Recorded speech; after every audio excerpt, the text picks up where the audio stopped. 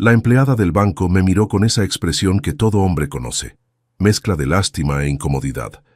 Era una mañana de martes, 10 de marzo, y había ido a la sucursal a resolver un trámite sencillo, una transferencia de la cuenta de ahorros que mi esposa había dejado a mi nombre antes de fallecer. Nada complicado, al menos eso pensaba.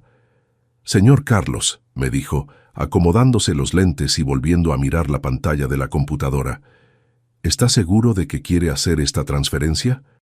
Porque, bueno, el saldo de la cuenta está muy diferente de lo que usted debe estar imaginando». Me reí, de esa manera que ríe un hombre cuando quiere disimular que no entendió nada. «¿Cómo que diferente?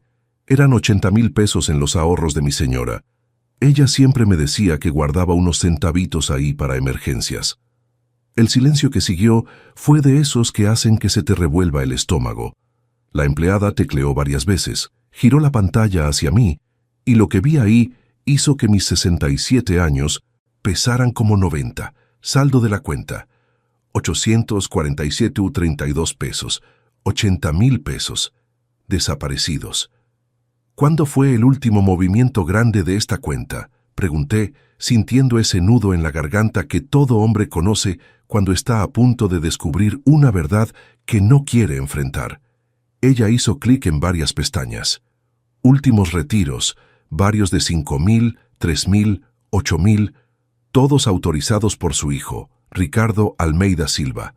Él tiene poder notarial de la cuenta desde 2019, señor. Poder notarial. Mi hijo tenía poder notarial de la cuenta de mi difunta esposa, y yo ni siquiera lo sabía. Salí de ese banco tambaleándome como un hombre que acababa de recibir un golpe en el estómago. No era solo el dinero, era la certeza de que durante años, mientras mi hijo me trataba como un viejo inútil, que no entendía de bancos, no entendía de internet, no entendía de nada, él estaba sistemáticamente vaciando la cuenta que mi María había construido peso por peso, centavo por centavo, durante 40 años de matrimonio. Durante todo el camino a casa, con las manos temblando en el volante de Mitsuru 2010, el mismo que Ricardo siempre criticaba, diciendo: «Papá, ese carro da pena, los vecinos se han de burlar de nosotros». Trataba de procesar lo que acababa de descubrir. Cada semáforo en rojo era un recuerdo de las humillaciones que me había tragado en silencio. «Papá, usted no entiende de tecnología». «Papá, deje que yo me encargo de esas cosas». «Papá, a su edad es mejor que no se meta en estas cosas complicadas». Y yo, como un pendejo, pensaba que me estaba ayudando. Pensaba que era cuidado de hijo. Qué ingenuo fui. Cuando llegué a casa, la casa que construí ladrillo por ladrillo trabajando como albañil durante 30 años, encontré a Ricardo sentado en mi sala viendo el celular, con los pies sucios encima del sillón que compré en 12 mensualidades. «¿Y qué onda, jefe? ¿Pudo resolver el rollo en el banco?», me dijo sin siquiera levantar los ojos del teléfono. Hay momentos en la vida de un hombre en que el silencio duele más que cualquier grito. Me quedé ahí parado, viendo a ese ser humano que yo crié, que le enseñé a caminar, que cargué en brazos cuando estaba enfermo, y por primera vez en 67 años sentí lo que es tener asco de tu propia sangre. «Ricardo», le dije con la voz más firme que pude encontrar, «necesitas explicarme algo». Suspiró, con esa cara de fastidiado que siempre ponía cuando yo lo molestaba con mis tonterías de viejo. «Ándale pues, papá, que tengo que irme». «En un rato». Y ahí le dije las palabras que lo cambiaron todo. «¿Por qué la cuenta de tu mamá tiene 800 pesos cuando debería tener 80,000? ¿Has visto a un hombre palidecer en 2 segundos? Porque eso fue exactamente lo que pasó». El celular se le resbaló de la mano, y por primera vez en años Ricardo me miró a los ojos. ¿Cuántas veces un padre se traga la humillación para mantener la paz? ¿Cuántos hombres andan por ahí siendo robados por sus propios hijos sin ni siquiera sospecharlo? Porque en 1916, ese momento, parado en mi propia sala viendo al hijo que me decía que no servía para nada, mientras me robaba por la espalda, entendí que existe un tipo de traición que corta más profundo que cualquier puñalada. Cuando un padre descubre que fue traicionado por su propia sangre, no es solo el corazón lo que se parte, es la misma idea de familia lo que se desmorona. Y ahí, esa tarde de marzo, mi mundo no se desplomó. Explotó en 1000 pedazos. Si alguna vez has sentido que toda una vida de trabajo como padre valía menos que un capricho momentáneo de tu hijo, quédate conmigo hasta el final de esta historia, porque lo que pasó después de ese descubrimiento me enseñó que un hombre solo pierde la dignidad cuando acepta ser tratado como cajero automático, no como padre. Si te gustan las historias reales como esta, de relatos que muestran que nunca es tarde para que un hombre recupere su valor, suscríbete al canal y activa la campanita. Porque aquí no cuento historias de víctimas, cuento historias de hombres que decidieron reaccionar. Me llamo Carlos Almeida Silva, tengo 67 años, soy albañil jubilado, y durante 43 años de mi vida pensé que ser padre significaba aceptar cualquier cosa en nombre del amor familiar. Estaba equivocado, muy equivocado. Para que entiendas cómo llegué a ese momento de descubrimiento en el banco, necesito regresar un poco en el tiempo. Necesito contarte quién era yo antes de descubrir que mi hijo me veía como un banco ambulante con piernas. Nací en 1957, en la Ciudad de México, en la colonia Doctores, en una familia donde el hombre trabajaba y no se quejaba. Mi papá era obrero de Pemex, mi mamá costurera.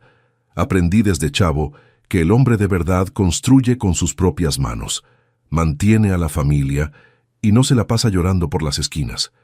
A los 16 años ya estaba cargando costales de cemento y aprendiendo el oficio que me mantendría toda la vida. Conocí a María en 1978, en una fiesta de 15 años en la colonia. Ella tenía 19 años, yo 21. De mi punto, esas mujeres de antes, que sabían el valor del trabajo y la familia. Nos casamos en 1980, en una ceremonia sencillita, donde los padrinos fueron más importantes que las flores. Ella trabajaba en una maquiladora, yo en la construcción. Nuestro primer hijo, Ricardo, nació en 1982, y ahí comenzó la mejor y peor jornada de mi vida. ¿Sabes lo que es levantarse a las 4:30 de la mañana para agarrar 3 peceras hasta la obra, trabajar de 7 a 17 horas cargando bulto, mezclando mezcla, subiendo andamios, y después agarrar otras 3 peceras para llegar a casa a las 7 de la noche, solo para escuchar que María te dice: Carlos, Ricardo tiene calentura, hay que llevarlo al doctor. Y saber que vas a salir otra vez, aunque te duela todo el cuerpo, porque eso es lo que hacen los papás. Durante los primeros años de vida de Ricardo, yo era un padre presente dentro de mis limitaciones. El fin de semana era sagrado, lo llevaba al parque, le enseñaba a jugar fútbol, lo ayudaba con la tarea. María siempre decía: Carlos, eres un papá entregado, Ricardo tiene suerte. Cuando Ricardo cumplió 10 años, María volvió a quedar embarazada. Perdimos al bebé en el 5º mes. Fue una de las épocas más difíciles de nuestra vida. María se deprimió, y yo hice lo que los hombres de mi generación hacían. Trabajé más para compensar el dolor que no sabía expresar. Agarré más horas extras, más fines de semana, más obras. Ricardo comenzó a crecer medio solo, no por negligencia, sino porque yo estaba construyendo su futuro ladrillo por ladrillo, literalmente. Cada casa que levantaba era un ladrillo más en la educación de mi hijo. Cada piso que ponía era un uniforme escolar pagado. Cada losa que colaba era una colegiatura de la escuela particular donde yo insistía que estudiara. Mi hijo va a tener estudios, le decía a María todas las noches, contando los billetes arrugados del pago diario. Mi hijo no se va a romper la espalda como su papá. Y Ricardo estudió. Se graduó de la prepa en una escuela particular buena. Presentó examen para administración en una universidad particular que me costó 5 años de pagos con la tarjeta. Yo estaba orgulloso. Mi hijo sería licenciado. Usaría traje, trabajaría en oficina, tendría las manos limpias. Pero algo cambió durante la universidad. Las visitas a casa se fueron espaciando. Cuando venía, Siempre era pidiendo dinero. Papá, necesito comprar unos libros. Papá, hay un trabajo en equipo que tengo que hacer en un café internet. Papá, se atrasó la colegiatura. Yo pagaba todo. Claro que pagaba. Era mi hijo graduándose. En 2005, Ricardo se tituló. Lloré de orgullo en la graduación, usando el único traje que tenía, comprado en 1980 para mi boda. Ahí estaba mi hijo, con toga, título en la mano. Valió cada hora extra, cada domingo trabajado, cada dolor de espalda, pero la primera decepción llegó rápido. Ricardo consiguió trabajo en una empresa pequeña, ganando poco. Es temporal, papá, solo para agarrar experiencia. Solo que lo temporal duró 3 años, y durante esos 3 años siguió viviendo en casa, comiendo de nuestra comida, usando nuestro internet, gastando nuestra luz, pero aportando 0 pesos. Papá, estoy juntando dinero para salirme de la casa. Decía siempre que yo le sugería que ayudara con los gastos. En 2008 se casó con Fernanda, una muchacha bonita, de familia de clase media. La boda fue una fiesta que pagué en 18 mensualidades con la tarjeta. Fiesta para 150 personas, con todo de lo bueno y lo mejor. Al fin y al cabo es la boda de mi hijo, pensaba.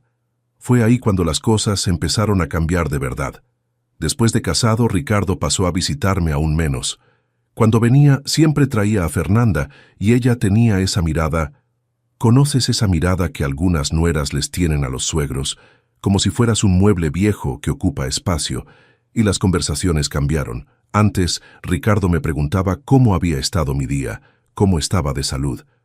Después de la boda, las visitas se volvieron juntas de negocios. Papá, Fernanda está embarazada. Vamos a necesitar una ayudadita para comprar las cosas del bebé.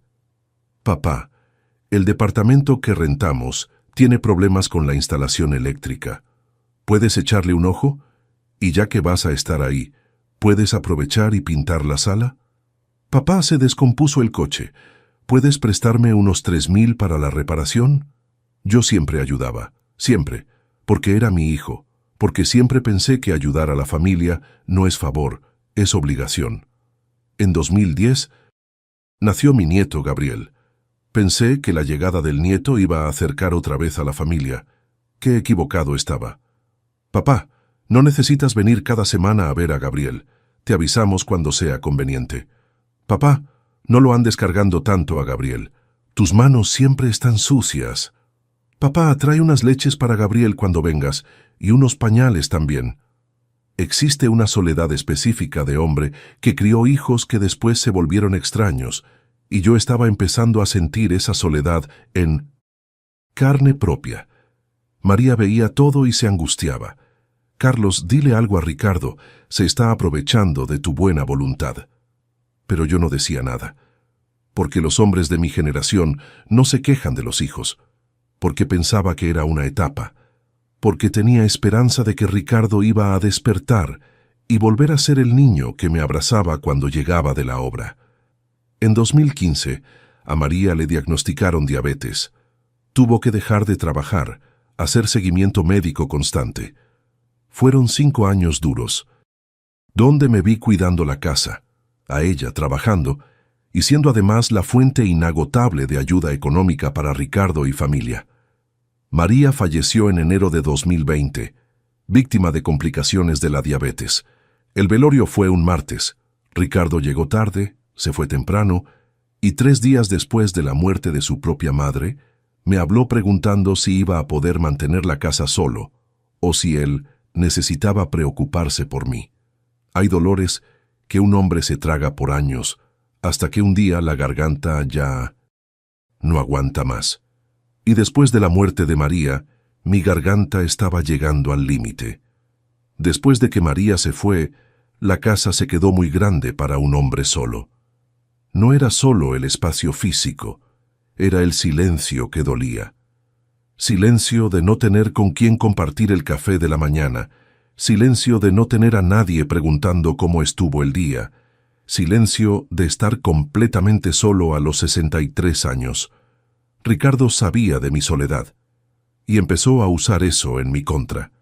Las primeras banderas rojas, como aprendí a llamarlas después, llegaron disfrazadas de preocupación filial. Papá ya no debería estar manejando. A su edad es peligroso.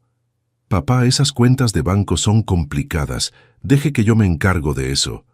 Papá, la banca por internet es cosa de jóvenes. Puede caer en una estafa. Yo, en mi ingenuidad de hombre que siempre creyó en la buena fe de los demás, especialmente de su propio hijo, pensé que me estaba protegiendo. ¡Qué tontería!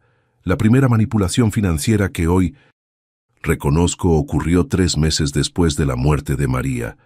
Ricardo llegó a casa un domingo, lo cual ya era raro, porque solo aparecía cuando necesitaba algo. Papá, necesito platicarle algo serio. Nos sentamos en la mesa de la cocina, la misma donde le enseñé a hacer la tarea 20 años antes. Fernanda tiene depresión posparto, me dijo bajando la voz. Necesita un tratamiento particular, porque por el IMSS va a tardar meses. Son 4,000 pesos. 4,000 pesos.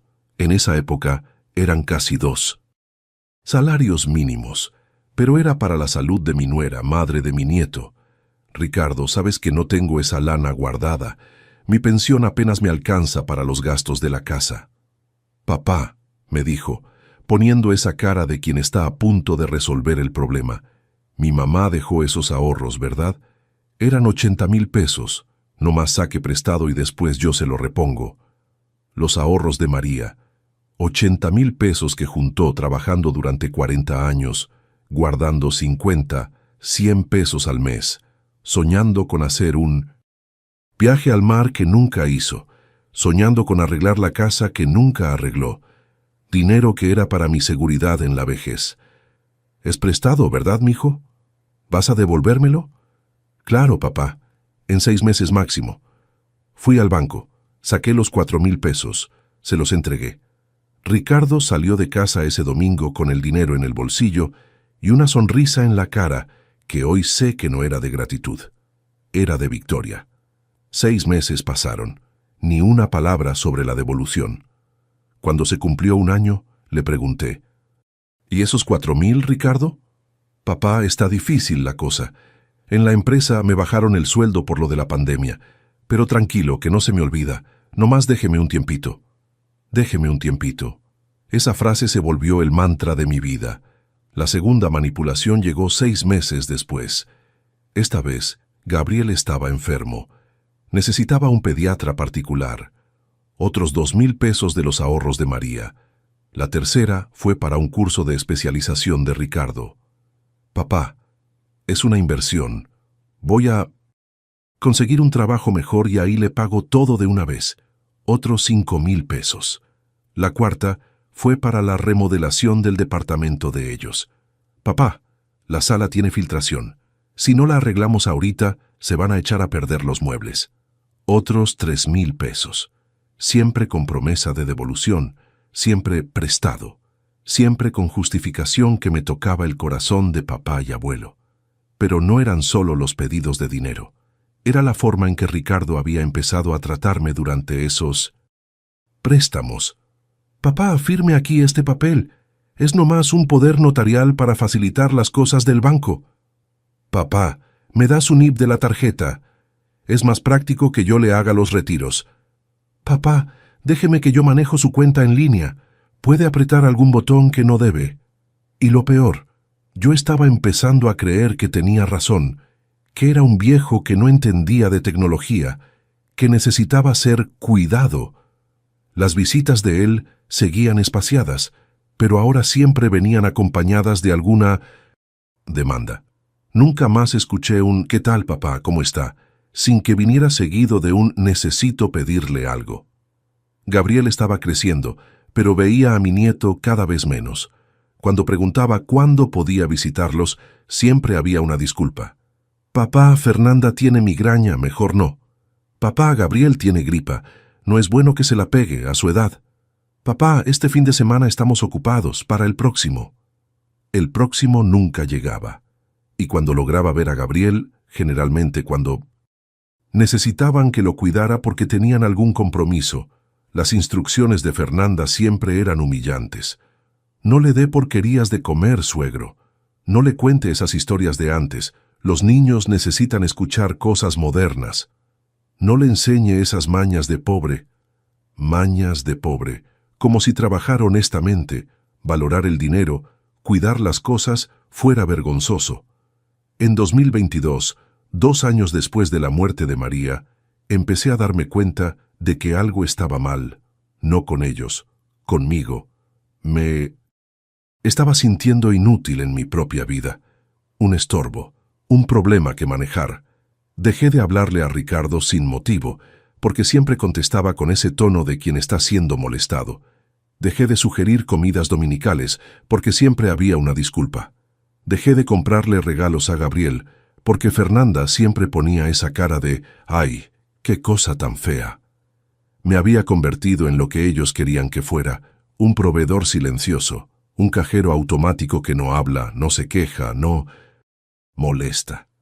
Hubo un domingo que marcó época, febrero de 2023.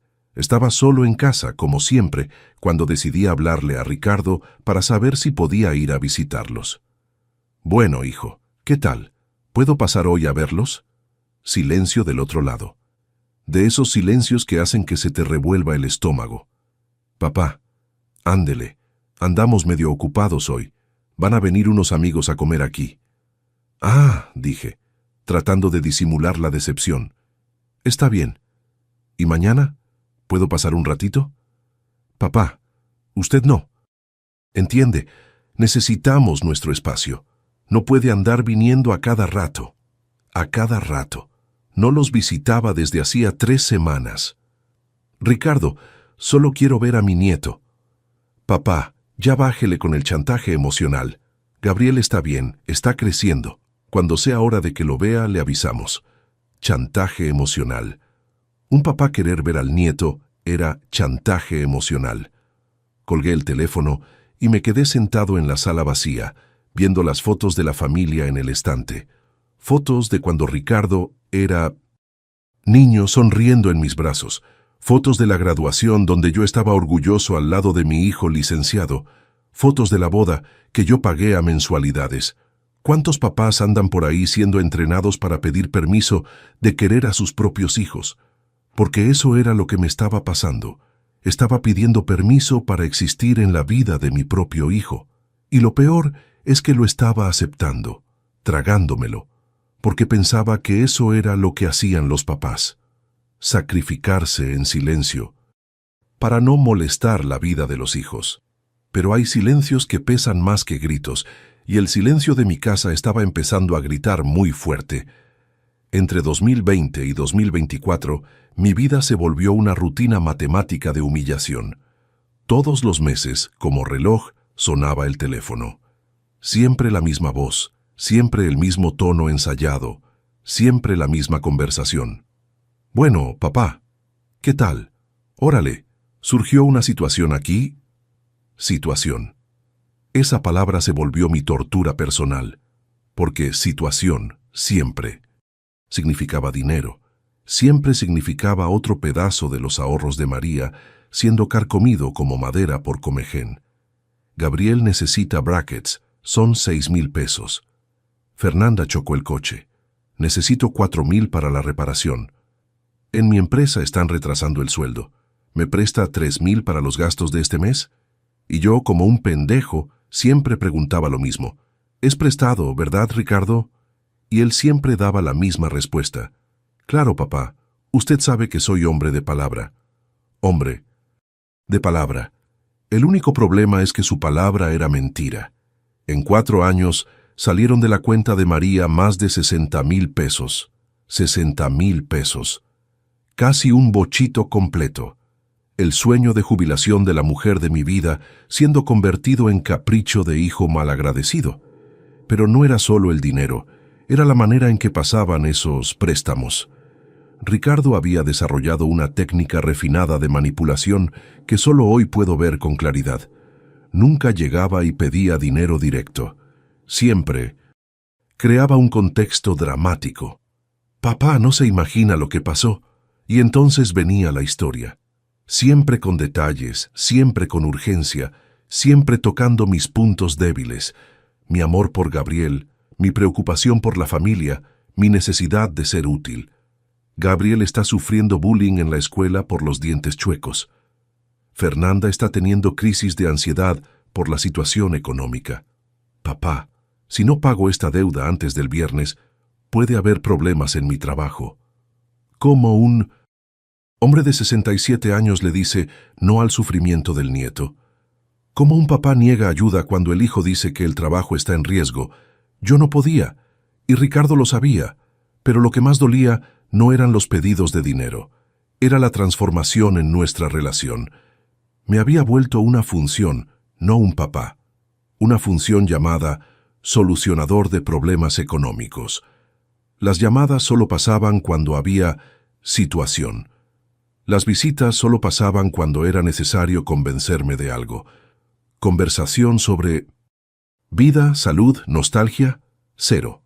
¿Y usted, papá, cómo está? Esa pregunta desapareció de nuestro relacionamiento. Ya no existía cómo está, solo existía necesito pedirle algo. Y cuando yo trataba de crear cercanía, cuando le hablaba sin ser por motivo específico, la conversación siempre era fría, apresurada, desinteresada.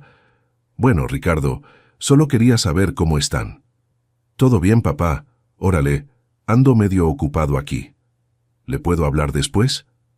El después nunca llegaba. Gabriel estaba creciendo y me estaba perdiendo todos los momentos. ¿Fiesta de cumpleaños? Papá va a estar muy pesado, mejor no. ¿Presentación en la escuela? Papá, usted no conoce a nadie ahí. Se va a sentir fuera de lugar. ¿Graduación de secundaria? Papá, son solo 2 personas por familia. No hay lugar. No hay lugar. Para el abuelo que había ayudado a pagar la escuela particular donde estudiaba. La soledad de hombre mayor es algo específico que quien no la ha pasado no entiende. No es solo estar solo en casa. Es estar solo en el mundo. Es darse cuenta de que te volviste invisible para las personas que más amas. Te levantas por la mañana en una casa vacía. Haces café para una persona sola. Ves las noticias comentando solo con la tele. Vas al súper y no hablas con nadie más que la muchacha de la caja. Regresas a casa, comes solo, te duermes en el sillón, despiertas y la tarde parece que va a durar para siempre.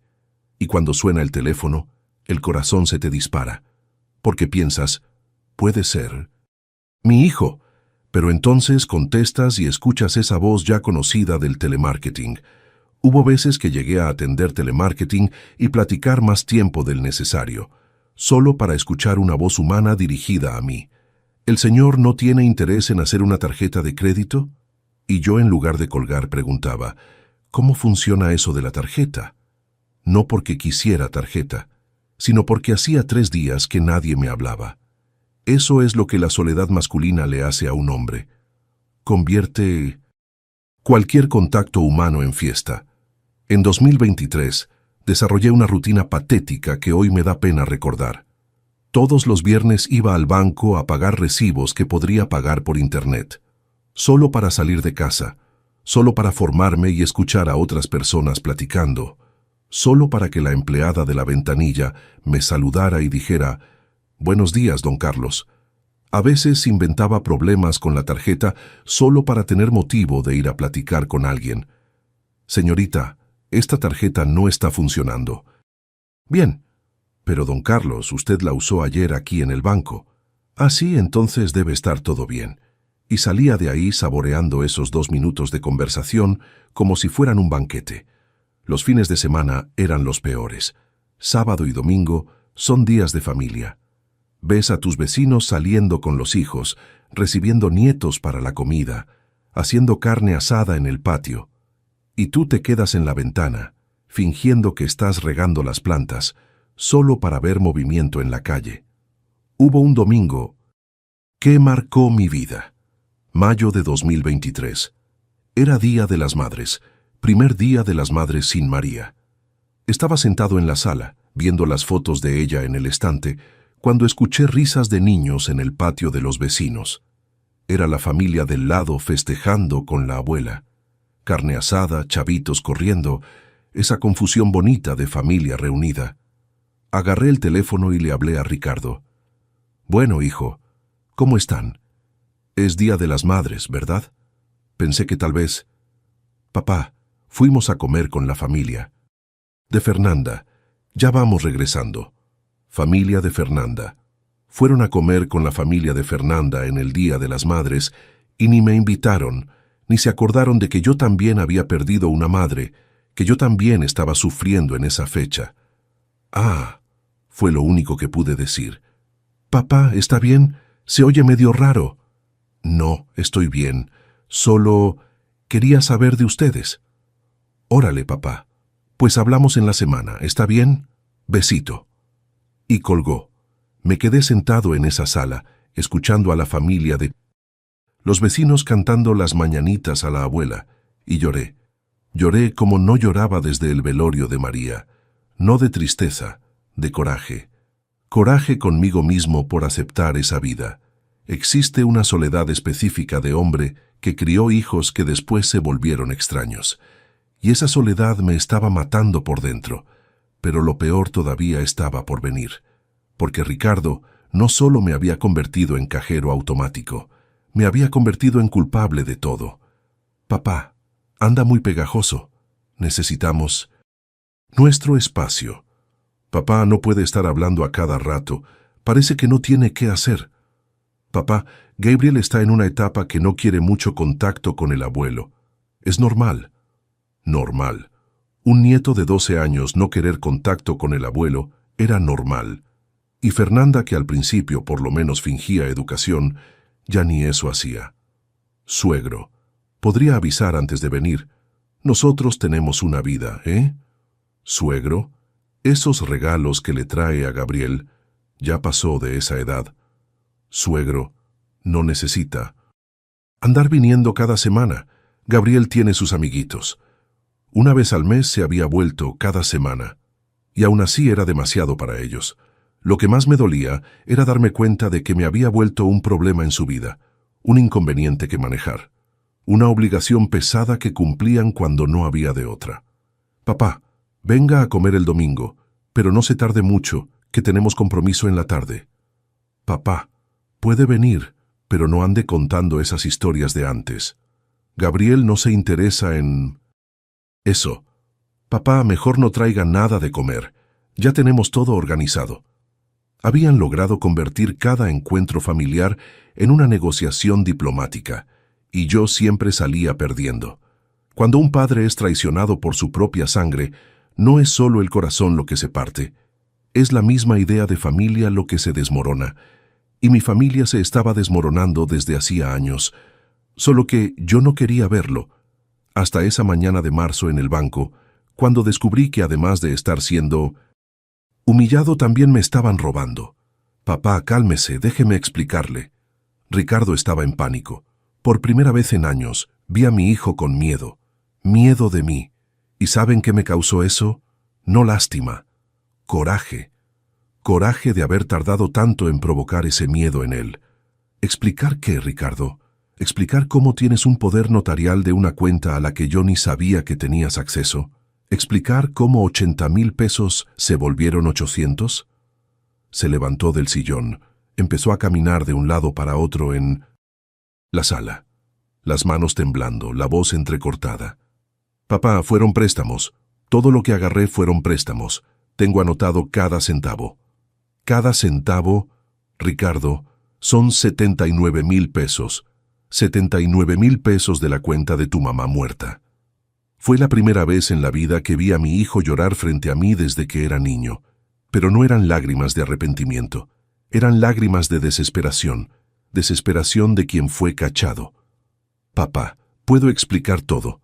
Cada préstamo tuvo motivo. Gabriel realmente necesitó brackets. Fernanda realmente tenía depresión. Yo realmente me robaste», completé. Silencio total. Un silencio que duró como 2 minutos y que fue el más pesado de mi vida. Porque en ese silencio, los dos entendimos que nuestra relación se había acabado, que no había regreso. «No es robo, papá. Son préstamos. Voy a devolver todo». «¿Con qué dinero, Ricardo? Ganas 4,000 pesos al mes. ¿Cómo vas a devolver 79,000? No respondió, porque no tenía respuesta. Y además continué sintiendo una fuerza que no sentía hacía años. ¿Por qué no me preguntaste antes de tocar la cuenta? ¿Por qué agarraste el poder notarial a escondidas? Papá, mi mamá firmó el poder notarial cuando estaba enferma. Me dijo que era para facilitar las cosas. Tu mamá nunca me habló de ese poder notarial. Nunca. Y fue ahí que Ricardo cometió el error fatal. El error que me hizo entender definitivamente con quién estaba tratando. Papá, mi mamá estaba usted sabe, medio confundida en los últimos meses. La diabetes afecta la cabeza. Puede que se le haya olvidado contarle. Hay momentos en la vida de un hombre que definen todo. Momentos que separan el antes del después. Esa frase fue mi momento. Mi esposa, la mujer más honesta y transparente que conocí, estaba confundida y se le olvidó contarme que había dado poder notarial de su cuenta al hijo. La misma mujer que me contaba hasta cuando gastaba 5 pesos en el pan. Salte de mi casa. Papá, salte de mi casa. Ricardo salió. Salió corriendo como niño, y me quedé solo en esa sala, pero por primera vez en años, no sintiéndome solitario, sintiéndome libre. Libre de la obligación de fingir que eso era amor de hijo. Libre de la obligación de aceptar humillación en nombre de la paz familiar. Libre para, a los 67 años, verme como el hombre que realmente era, un hombre que merecía respeto. Esa noche no pude dormir, pero no era insomnio de tristeza, era insomnio de claridad. Por primera vez, en 4 años, mi cabeza estaba funcionando con precisión quirúrgica. Prendí la computadora vieja que casi no usaba y me metí al internet. Había algo que necesitaba hacer urgentemente: aprender a manejar la banca en línea. Porque si Ricardo tenía poder notarial de la cuenta de María, ¿qué otras sorpresas me esperaban? Me tardé 3 horas en poder acceder a mi cuenta corriente. Cuando lo logré, descubrí la segunda bomba. Ricardo también tenía acceso a mi cuenta personal. No solo acceso, él era el único beneficiario autorizado. ¿Cómo? ¿Cuándo? Fue ahí que me acordé. En 2021, después de la muerte de María, él me había ayudado a organizar mi documentación. Papá, voy a meter mi nombre en su cuenta corriente. Es nomás para emergencias, por si le pasa algo al señor. Emergencia. La emergencia era él tener acceso total a mi dinero sin que yo supiera. Me quedé hasta las 4 de la mañana navegando por la banca en línea, descubriendo movimientos que no recordaba, retiros que no había hecho, transferencias que no autoricé. Otros 15,000 pesos de mi propia cuenta, 15,000 pesos que salieron de a poquito, en cantidades pequeñas, durante 2 años. En total, Ricardo me había robado 94,000 pesos. 94,000 pesos. Un Tsuru nuevo, una casita en el estado, casi 10 años de pensión. Pero ¿saben qué fue lo que más me encabronó? No fue ni la cantidad, fue la metodología, la frialdad, el cálculo, porque no había sido impulso, había sido plan meticuloso de explotación de un papá que confiaba ciegamente en el hijo. Cuando amaneció el jueves yo era un hombre diferente, no el mismo Carlos que despertó el miércoles. Era un Carlos que finalmente había entendido la diferencia entre ser padre y ser pendejo.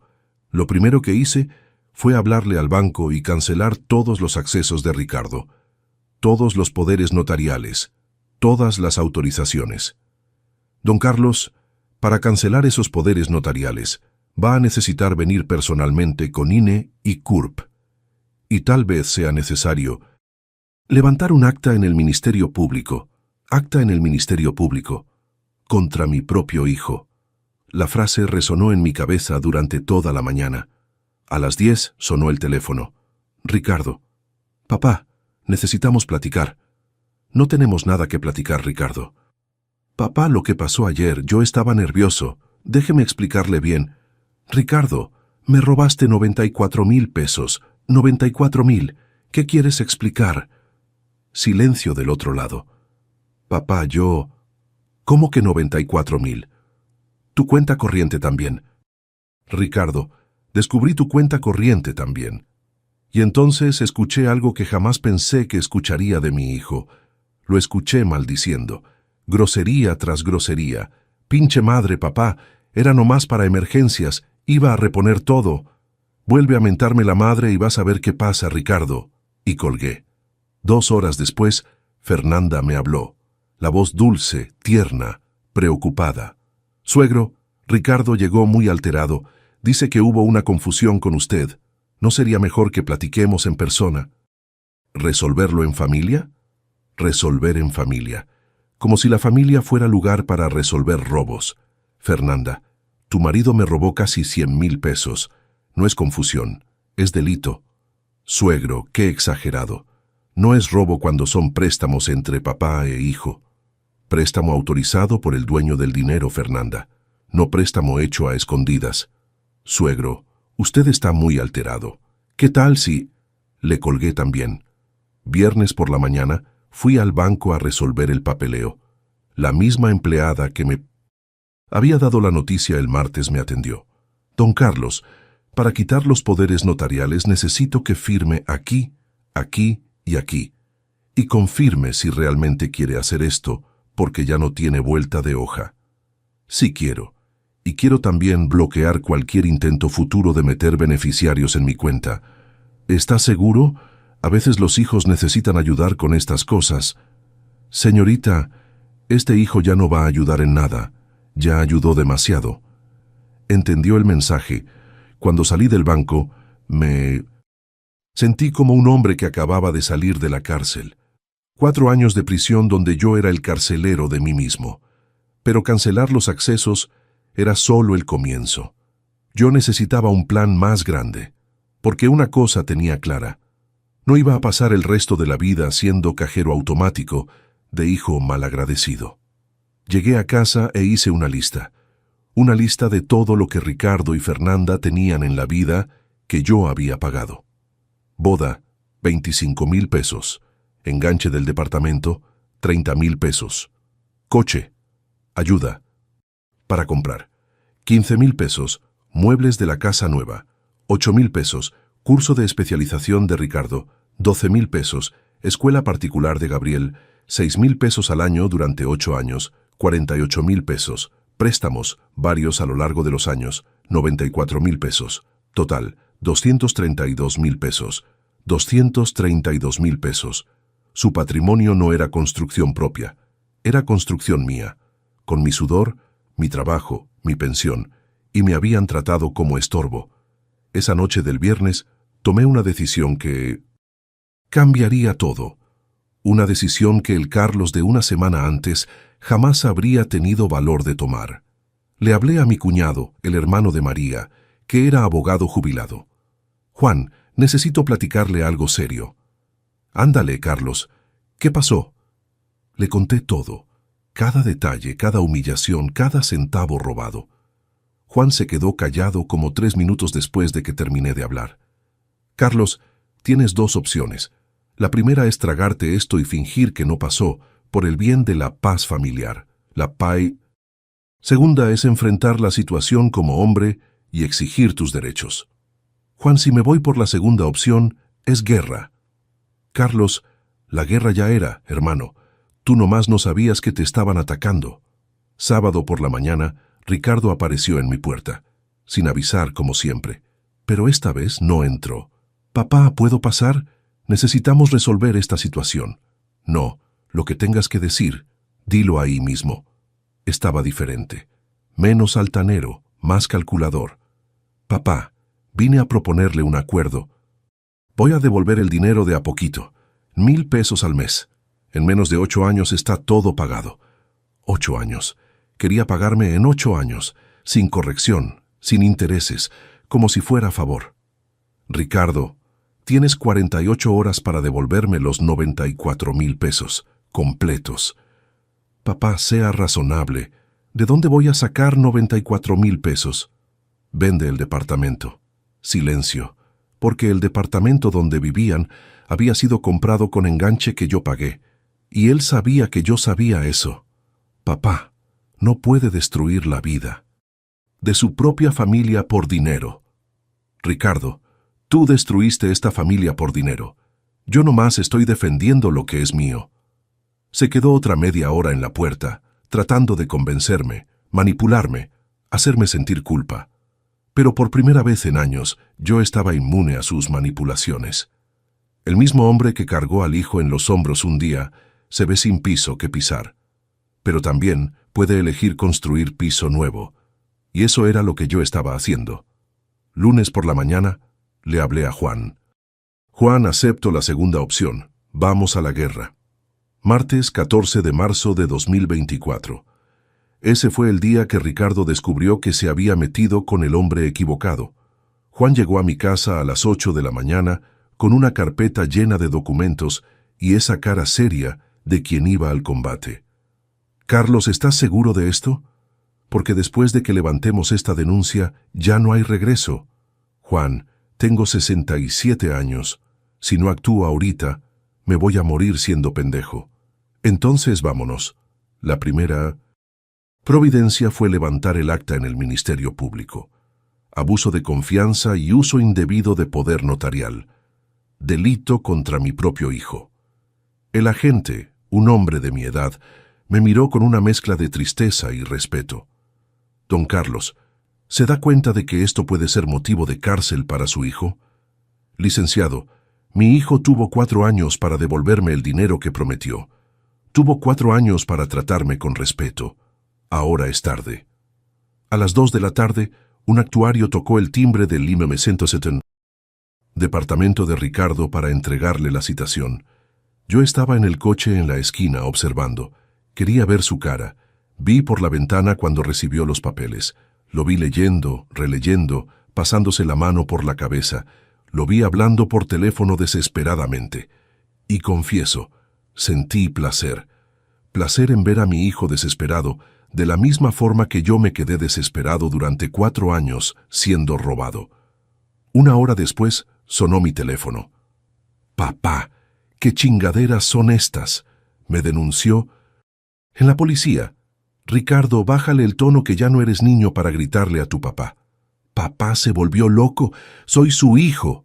«Los hijos no roban a los papás, Ricardo. Los ladrones roban. Le voy a meter demanda por calumnias. No vas a hacer nada. ¿Vas a devolverme el dinero o le vas a explicar a un juez dónde están los 94,000 pesos que agarraste de mi cuenta?» Y colgué.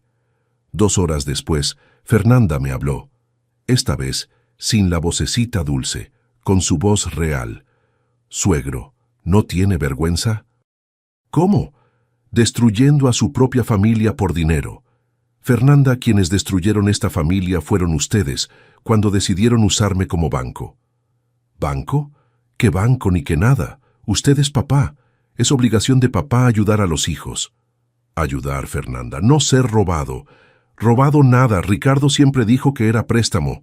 ¿Préstamo autorizado por mí o préstamo que él agarró a escondidas?» Silencio. «Es lo que pensé. Ahora se las arreglan. Suegro, va a destruir el futuro de Gabriel por dinero». «Gabriel». Siempre sacaban a Gabriel cuando querían manipularme. «Fernanda, el futuro de Gabriel es problema de sus papás. Si ustedes no pueden mantener a su propio hijo sin robarme, tal vez no debían haber tenido hijo». «Hijo de la chingada», me mentó la madre. La nuera que durante 15 años fingió educación, me mentó la madre porque ya no quería ser robado. «Fernanda, acabas de mostrar quién eres realmente». Se acabó la conversación. Miércoles por la mañana, Juan me habló con novedades. Carlos fueron a buscar abogado y adivinas. El abogado de ellos dijo que la situación está cabrona, que pueden agarrar de 2 a 8 años de cárcel. Y luego que quieren negociar. Negociar. Después de 4 años robándome, ahora querían negociar. Juan, ¿qué tipo de negociación? Devolución íntegra del dinero en 6 meses, más intereses moratorios, y una disculpa pública. ¿Disculpa pública? Una carta pidiendo perdón por lo que hicieron, reconociendo que fue robo, no. Préstamo. Me gustó la idea, porque no era solo el dinero, era la dignidad, era el reconocimiento de que yo había sido víctima. No, papá, Exagerado. Jueves, Ricardo apareció en mi puerta otra vez, pero esta vez estaba acompañado de Gabriel. Esa fue baja. Usar al nieto de 14 años como escudo emocional. «Papá, mira quién vino a verlo». Gabriel estaba apenado, claramente obligado a estar ahí, pero aún así se me apretó el corazón al ver a mi nieto. «Hola, abuelo». «Hola, Gabriel. ¿Cómo estás?» «Abuelo, mi papá dice que ustedes pelearon». Miré a Ricardo con un coraje que no sabía que tenía dentro de mí. «Ricardo, ¿qué le dijiste a este niño?» «Papá, le expliqué que pelearon por dinero y que ahora, por eso, tal vez ya no pueda ver al abuelo». «Gabriel», le dije, agachándome para quedar a la altura de mi nieto, «puedes verme siempre que quieras. La pelea no es contigo». «Pero, abuelo, mi papá dice que usted lo quiere meter a la cárcel». Perfecto. Ricardo había convertido al niño en arma emocional contra mí. «Gabriel, tu papá agarró dinero que no era de él, y cuando agarras dinero que no es tuyo, ¿cómo se llama?» Gabriel se quedó sin respuesta, porque sabía la respuesta. «Ricardo, deja de usar al niño. Si quieres resolver esto, vamos a resolverlo como hombres». «Papá, es de eso de lo que quiero hablar. ¿Puedo pasar?» «No. Gabriel puede pasar. Tú te quedas afuera». Y fue la primera vez en la vida que le negué la entrada de mi casa a mi hijo. Gabriel entró, se sentó en el sillón, y me di cuenta de que estaba más apenado que triste. «Abuelo, ¿está enojado conmigo?» «Jamás, Gabriel. La pelea no es contigo». «Abuelo, pero ¿por qué quiere meter a mi papá a la cárcel?» «Gabriel, si alguien agarra dinero de tu cuenta del banco sin que tú sepas, ¿qué harías?» «Yo querría que me lo devolvieran». «¿Y si la persona dijera que era préstamo pero nunca lo devolviera?» Gabriel pensó un poco. «Me enojaría». «Es exactamente eso lo que pasó, Gabriel. Tu papá agarró dinero que era mío. Y de tu abuela sin preguntar y nunca lo devolvió. Pero abuelo, él es su hijo, y tú eres mi nieto. Aún así, si agarraras dinero que no es tuyo, ¿estaría bien o mal?» «Mal». «Entonces, ¿por qué sería diferente con tu papá?» Gabriel se quedó callado unos minutos. Después, dijo algo que me partió y me enorgulleció al mismo tiempo. «Abuelo, pero si mi papá hizo algo malo, ¿por qué no pide perdón y lo devuelve?» Afuera, Ricardo estaba escuchando todo, y cuando Gabriel hizo esa pregunta, vi por la ventana que bajó la cabeza. «Gabriel, esa es una pregunta muy inteligente, y es exactamente lo que yo me estoy preguntando desde hace 4 años». Cuando Gabriel salió, Ricardo todavía intentó. «Papá, ¿vio cómo se pone triste Gabriel con esta situación? ¿Vale la pena destruir a la familia por dinero?» «Ricardo, la familia ya fue destruida. Por ti, cuando decidiste que yo era banco, no papá. Papá, puedo arreglar esto. Deme una oportunidad». «Ricardo, te di 4 años de oportunidades. Se acabaron». Viernes el abogado de ellos le habló a Juan queriendo una junta urgente. «Juan», le dije, «acepto la junta, pero con una condición. Quiero escuchar de la boca de Ricardo que me robó, que no fue préstamo, que fue robo». Sábado, 2 de la tarde, junta en el despacho de Juan. Ricardo llegó destruido. Ojeras profundas, barba sin rasurar, ropa arrugada. Fernanda vino también, pero se quedó callada todo el tiempo. El abogado de ellos abrió el juego. «Don Carlos, mis clientes están dispuestos a devolver íntegramente la cantidad con intereses en 6 parcialidades y a retirar la demanda. ¿Y el reconocimiento del delito?» Silencio. «Juan, quieren pagar, pero no quieren aceptar que robaron. Esto no va a funcionar». «Ricardo», Juan dijo, viendo directamente a mi hijo, «¿agarraste dinero de la cuenta de tu papá sin autorización de él?» Yo tenía poder notarial.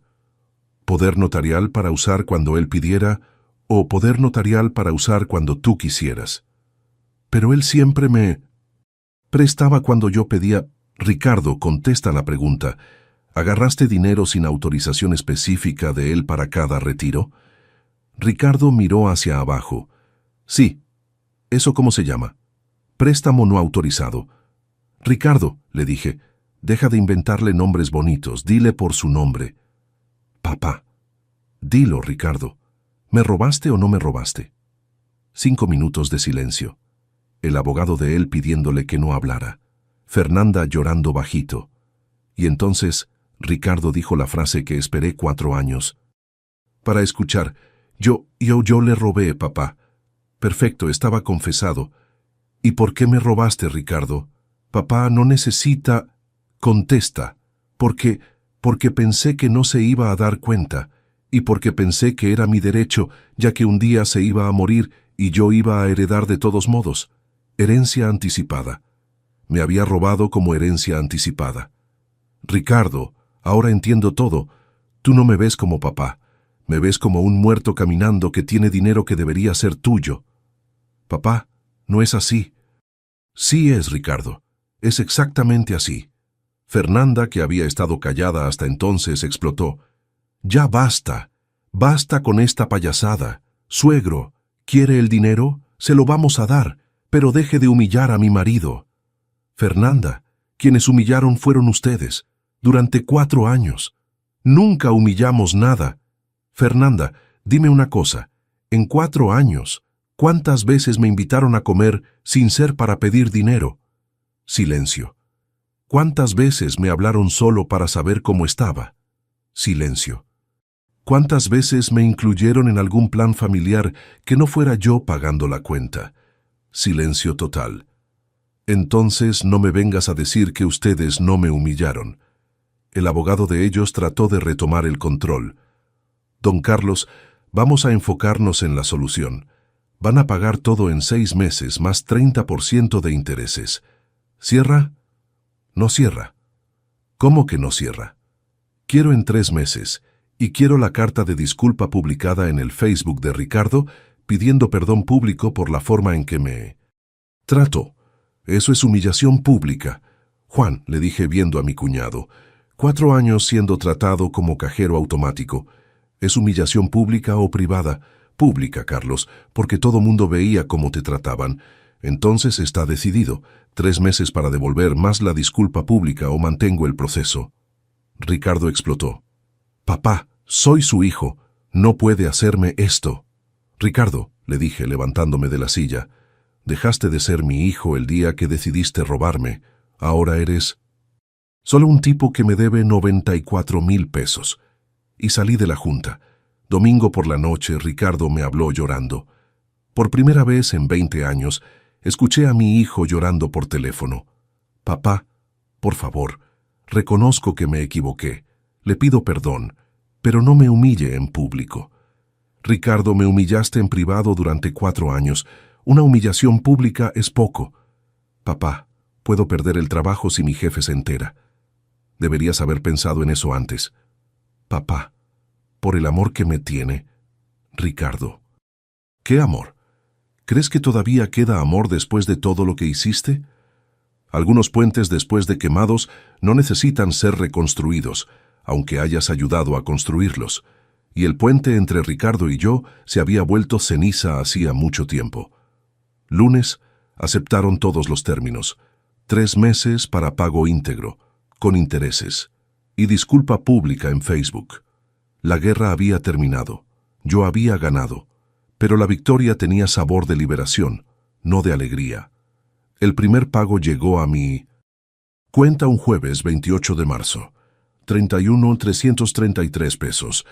1/3 de la deuda en tiempo conforme acordamos. Cuando vi el estado de cuenta en la banca en línea, que ya había aprendido a manejar solo, sentí una sensación extraña.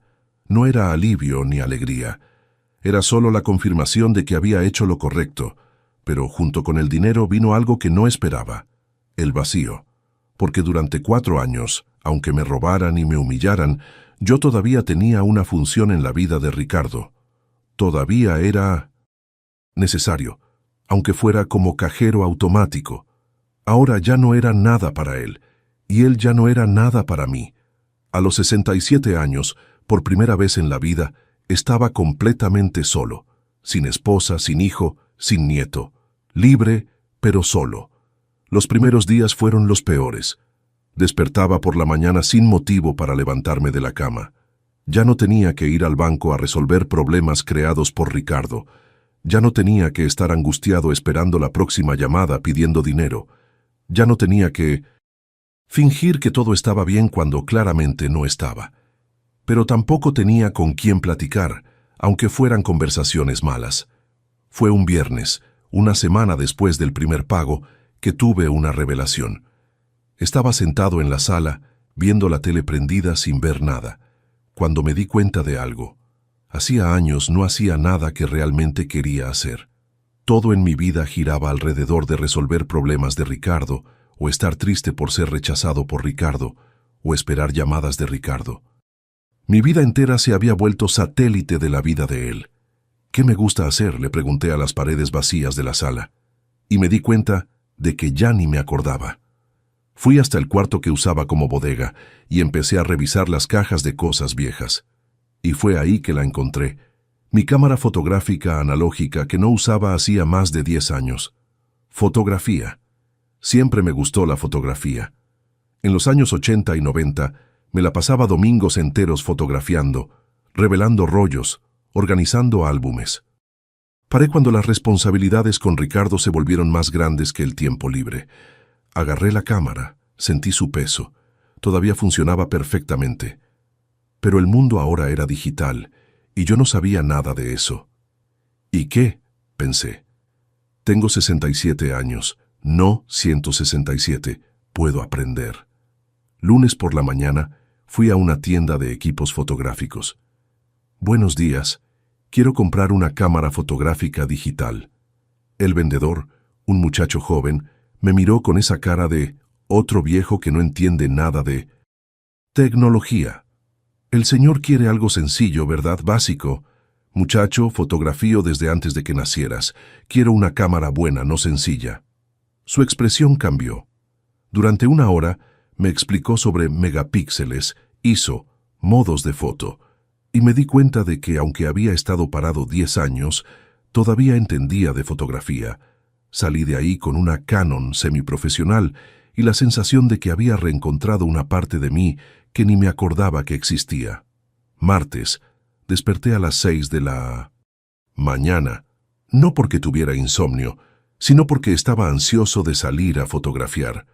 Había decidido ir al bosque de Chapultepec a registrar el movimiento matutino, gente corriendo, señores jugando ajedrez, niños jugando. Fue ese día que conocí a Antonio. Antonio tenía 72 años. Era jubilado de la Policía Federal y también estaba en el bosque fotografiando.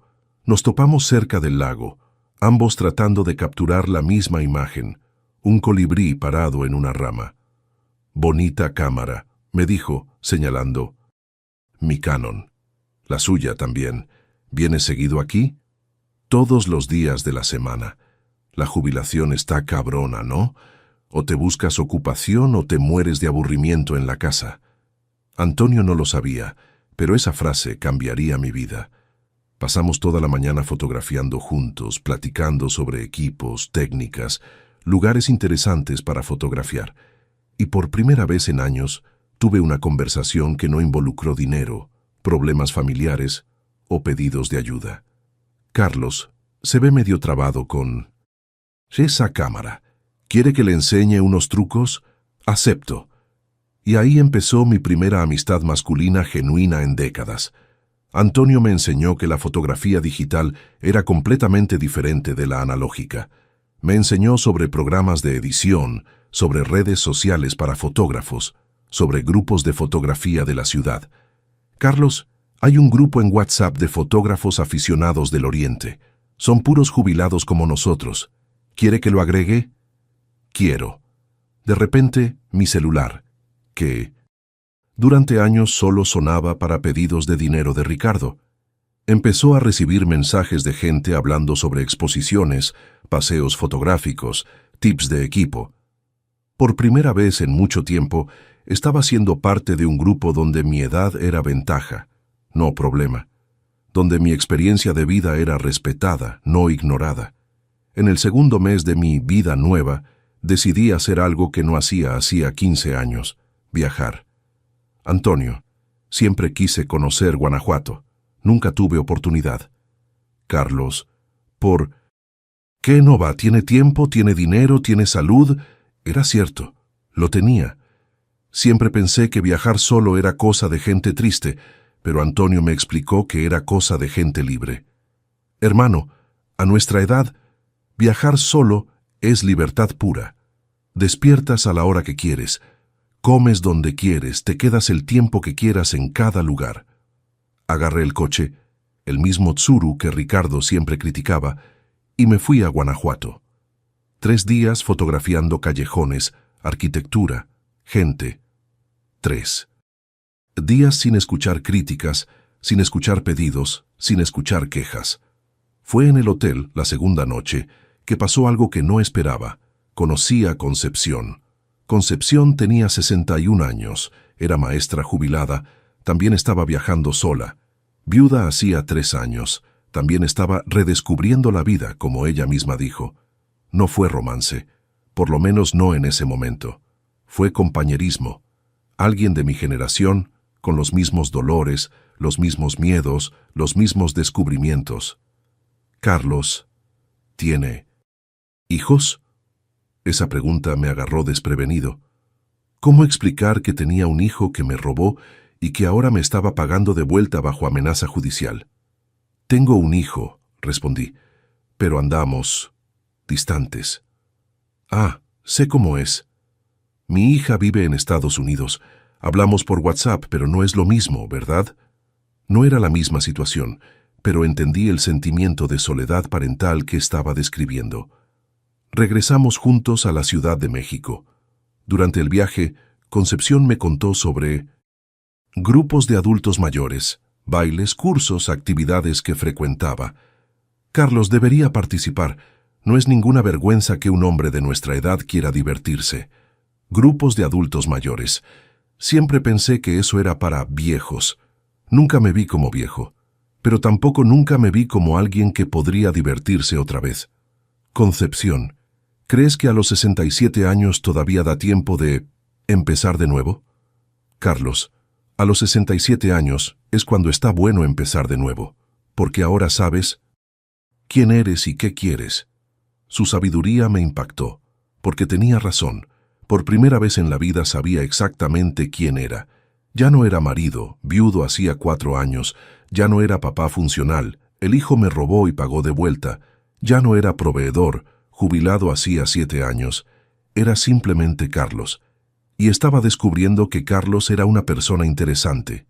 En el tercer mes, cuando llegó el segundo pago de Ricardo, otros 31,333 pesos, apenas le presté atención. Estaba muy ocupado viviendo. Me quito. Había inscrito en un curso de edición de fotos en la Universidad de la Tercera Edad. Había empezado a frecuentar el grupo de fotografía que Antonio me presentó. Había ido a 3 bailes de adultos mayores con Concepción, que se había vuelto una amiga muy especial. Hasta había creado un perfil en Instagram para subir mis fotos. Y Carlos Fotógrafo 7 ya tenía 200 seguidores.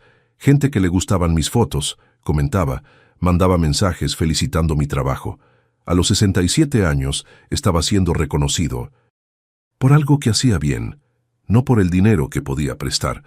Pero la gran transformación vino en el 4.º mes.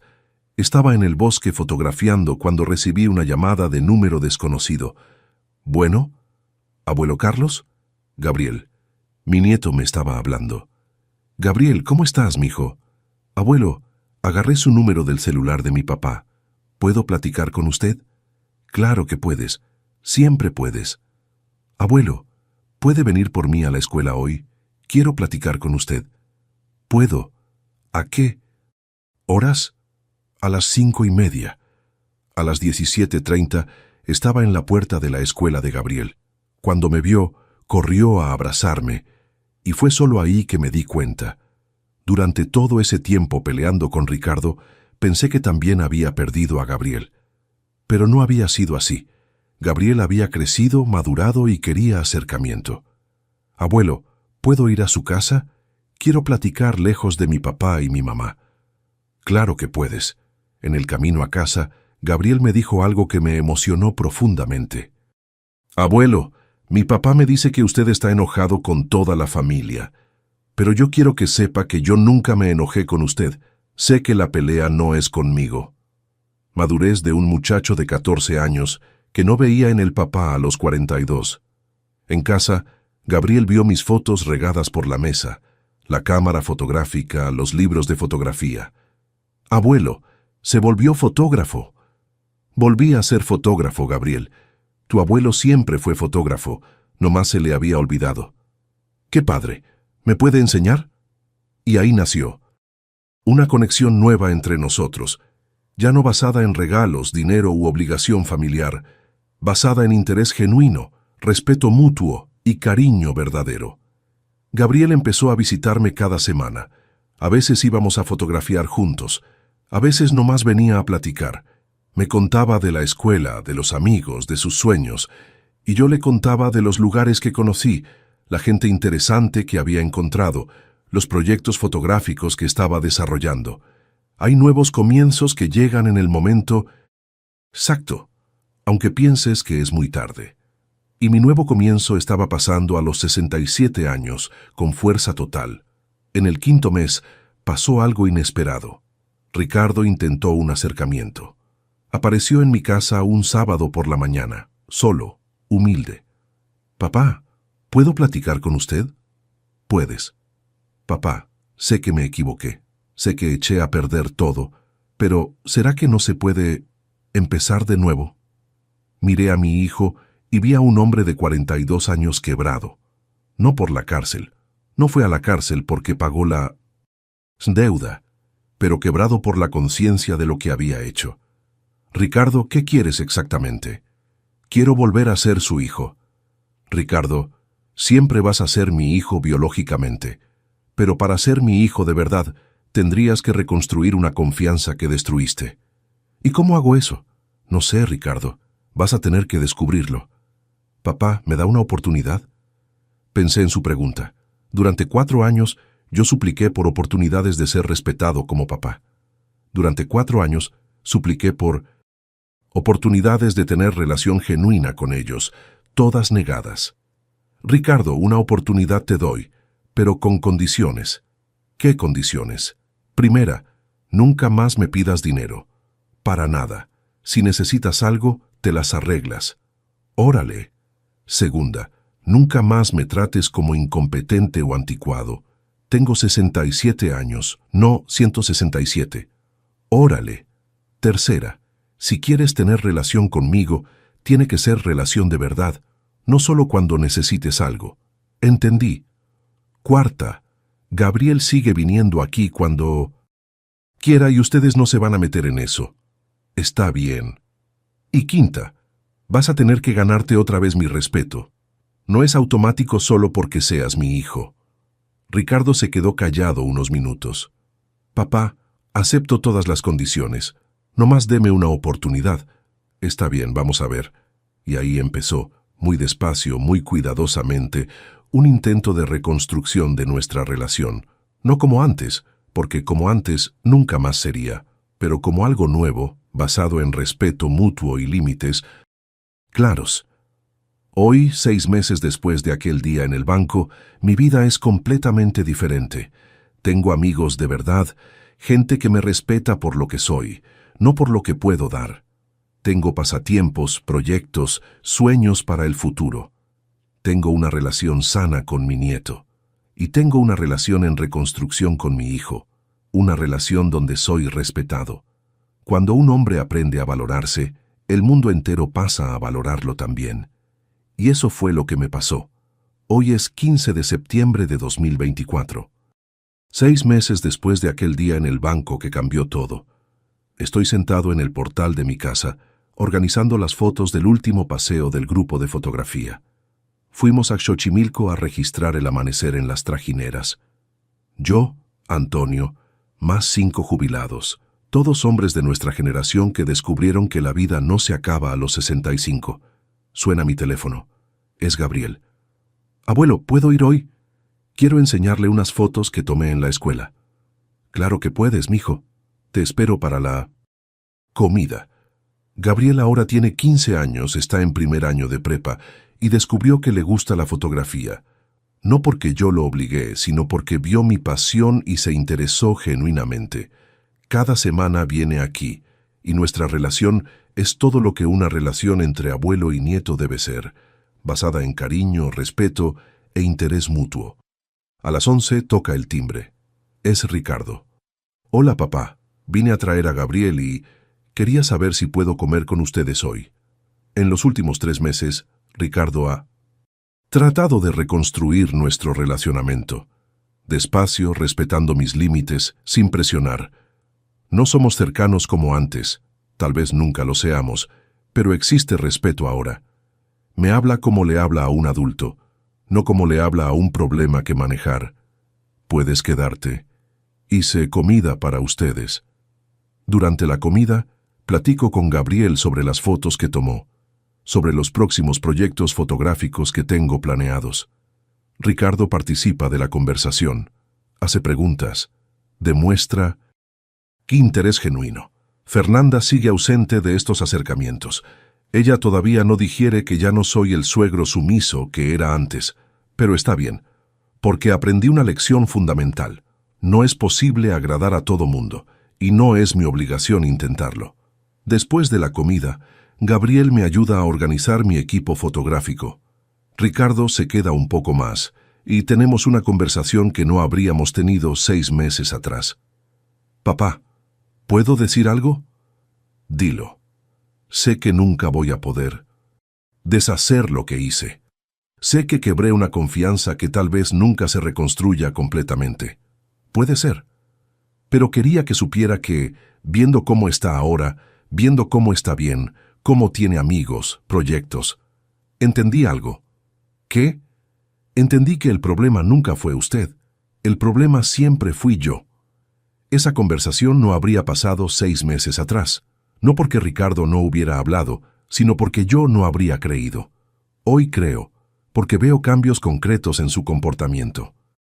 Pero también porque mi autoestima ya no depende de su aprobación. Ricardo, estás tratando de ser mejor. Eso lo reconozco. Pero necesitas entender que ser mi hijo no es derecho automático. Es algo que se gana todos los días. Entiendo, papá. Y sí entiende. Porque hoy me habla solo para saber cómo estoy. Viene a visitarme sin pedir nada. Me invita a algunas actividades de la familia, que acepto selectivamente. Trata a Gabriel con cariño cuando viene a visitarme. No es la relación perfecta que soñé durante 40 años, pero es una relación honesta, basada en la realidad, no en la fantasía. En la tarde, después de que se fueron, me siento en la sala a reflexionar sobre todo lo que cambió.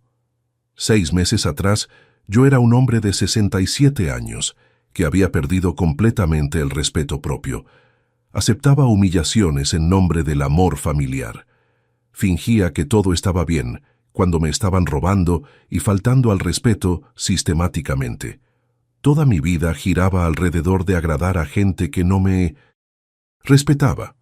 Hoy soy un hombre de 67 años que sabe exactamente cuál es su valor.